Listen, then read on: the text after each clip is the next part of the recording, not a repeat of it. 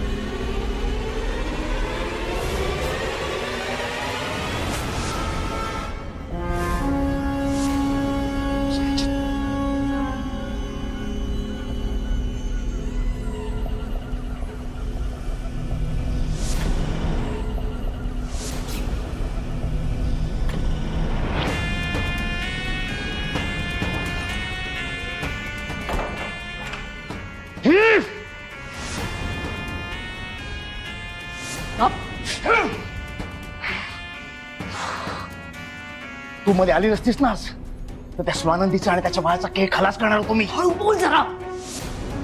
त्यांचा खेळ खलास झालाच असता आणि त्यांच्या बरोबर ना आपलाही खेळ खलास झाला असता. कळतंय तुला?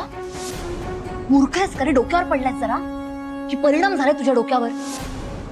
सुजित, हे सगळं करण्याआधी माझ्याशी एकदा बोलावंसं नाही वाटलं तुला? तुझ्याबरोबर बोलून काय फरक पडला असता? आजपर्यंत 100 वेळा मला बोललीस मी स्वानंदीच्या बाळाला संपेन, असं करेन तसं करेन. काय केलं आजपर्यंत? शून्य. हळू बोल, हळू बोल. हा सुजित सर पोद्दार डिस्कस नाही करत बसत, ऍक्शन घेतो. डिस्कशन संपलं. स्वानंदीला आणि तिच्या बाळाला नाही संपवलं ना, नाव नाही लावणार Sujit sir Poddar. Stop it Sujit. तुला कळतंय तू काय करतोयस? भानावर ये जरा. बेबी, तुला कसं कळत नाहीये? ज्या संकटापासून तू दूर पळतोयस ना, हे सगळं करून ते संकट ओढावून घेतोयस तू स्वतःच्या अंगावर. जे सत्य लपवण्याचा प्रयत्न करतोयस ते सत्य जगासमोर येईल. कळतंय तुला? तुझ्यामुळे स्वानंदीचा मर्डर. सुजित, प्लीज समजून घे, प्लीज. फासावर लटकशील, जेलमध्ये जाशील, चढशील तिथे, आणि मी इथे या घरात एकटी चढेन आयुष्यभर. हे फ्युचर हवंय का आपल्याला? हे फ्युचर हवंय? ऐक, एकदा पोलिसांच्या तावडीतून वाचलायस, आत्ता तुला वाचवायला कोणीच नसेल. मी नाही, डॅड नाही, कोणीच नाही. कळतंय तुला? Baby please. तू खूप प्रेशियस आहेस माझ्यासाठी. मी नाही गमावू शकत तुला. प्लीज प्लीज समजून घे, प्लीज. मी काय करू? काय करू संचिता? ती स्वानंदी आणि तिचं ते बाळ जोवर या जगात आहे ना, तोवर त्यांच्या टेन्शनने, त्या स्ट्रेसने मी वर जाईन लवकर. काय करू मी? असं काही नाही होणार आहे. माझ्यावर विश्वास ठेव फक्त. मी सगळं नीट करेन. आणि मी प्रॉमिस केलंय ना तुला, स्वानंदीच्या बाळाला मीच संपवणार आहे. फक्त हा ऍक्सिडेंट वाटला पाहिजे, घातपात नाही. कळतंय का तुला? आणि हा ऍक्सिडेंट उद्याच होणार. उद्या मंगळागौरी. स्वानंदीचं बाळ उद्या या जगात नसेल. Just trust me baby, please please. जा, तू जाऊन आराम कर.